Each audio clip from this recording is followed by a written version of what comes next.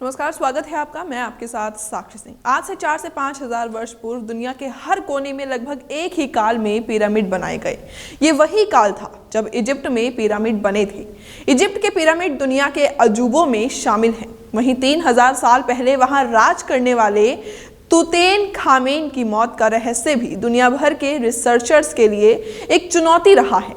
99 साल पहले तक तुतनखामेन का जिक्र बहुत कम था, पर जब 16 फरवरी 1922 को ब्रिटिश आर्कियोलॉजिस्ट हावर्ड कार्टर ने वैली ऑफ द किंग्स में स्थित पिरामिड में तुतनखामेन या किंग तूत की कब्रगाह का दरवाजा खोला तो पूरी दुनिया का ध्यान इस पर गया। तुतनखामेन सिर्फ 10 साल की उम्र में राजा बना और 19 साल की उम्र में उसकी मौत हो गई। इतनी कम उम्र में मौत होने से वो किसी को अपना वारिस भी घोषित नहीं कर सका। वैली ऑफ द किंग्स में उसने अपने रहने के लिए जिस इमारत को बनवाया था उसे ही जल्दबाजी में कब्रगाह में तब्दील किया गया। अन्य शासकों की तरह उसके शव को भी ममी बनाकर रिस्टोर किया गया। उस समय माना जाता था कि राजा मरने के बाद जिस दुनिया में गया है वहां भी उसकी शानो शौकत बनी रहनी चाहिए। इसी वजह से मकबरे में सोना, चांदी और जवाहरात समेत सभी वस्तुएं भी रखी जाती थी। तुतनखामेन को भी 3 ताबूतों में रखा गया था। एक ताबूत सोने का बना था, उसे नीला और गोल्डन मास्क भी पहनाया गया था। मकबरे से मिली सभी वस्तुओं को एक म्यूजियम में रखा गया है। इस मिस्र के समृद्ध इतिहास का प्रतीक है। तुतनखामेन को प्रसिद्धि मिली उसकी मौत के 3000 साल बाद। खास बात यह थी कि एक लौता राजा है जिसकी हड्डियों और मकबरे का ज्यादातर सामान सही सलामत मिला। इस दौरान भी कई विवाद हुए। कार्टर के जिस साथी ने मकबरे का दरवाजा खोला था उसकी मौत हो गई। तब मकबरे को शापित कहा जाने लगा। कुछ साल पहले बनी भूतिया फिल्मों ने भी पिरामिड और तुतनखामेन की प्रसिद्धि बढ़ाई।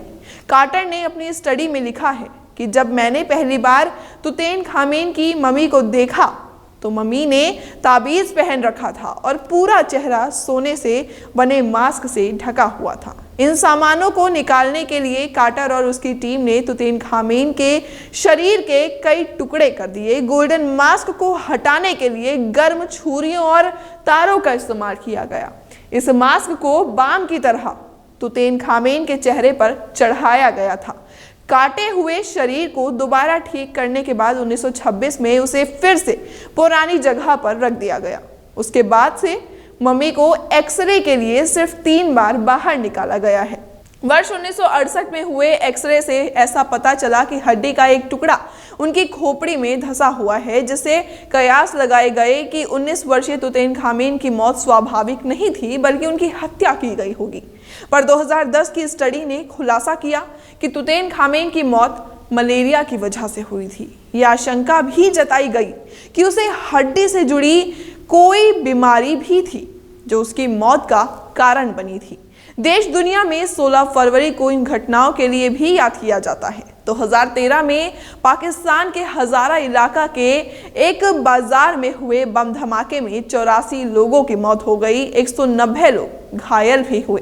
2005 में क्योटो करार लागू हुआ। यह पर्यावरण संरक्षण के उद्देश्य से की गई अंतर्राष्ट्रीय संधि है। 2001 में फिलीपींस की राजधानी मनीला में जूतों के अनूठे संग्रहालय का उद्घाटन। यहाँ तरह तरह के जूतों के हजारों जोड़े रखे गए हैं। 1987 में पनडुब्बी से पनडुब्बी तक मार करने वाले प्रक्षेपास्त्र को भारतीय नौसेना में शामिल किया गया। 1971 में पश्चिमी पाकिस्तान और चीन के बीच राजमार्ग को औपचारिक तौर पर खोला गया। 1969 में जमाने भर में मशहूर उर्दू शायर मिर्जा गालिब की 100वीं पुण्यतिथि पर उनके सम्मान में डाक टिकट जारी किया गया। 1959 में तानाशाह जनरल फुलगेंसियो बतिस्ता की सेनाओं को हराने के बाद फिदेल कास्त्रो ने क्यूबा का शासन अपने हाथों में लिया। 1956 में भारत के महान वैज्ञानिक मेघनाथ साहा का निधन हुआ। उन्हें साहा इक्वेशन के लिए याद किया जाता है। 1944 में हिंदी सिनेमा के पितामह कहे जाने वाले दादा साहब फाल्के का निधन हुआ। दादा साहेब फाल्के पुरस्कार को सिने जगत का सबसे प्रतिष्ठित सम्मान माना जाता है। 1937 में अमेरिका के वैज्ञानिक वॉलेस कैरोदर्स को नॉयलैंड का पेटेंट मिला। इसका इस्तेमाल शुरू में टूथब्रश बनाने के लिए किया गया था।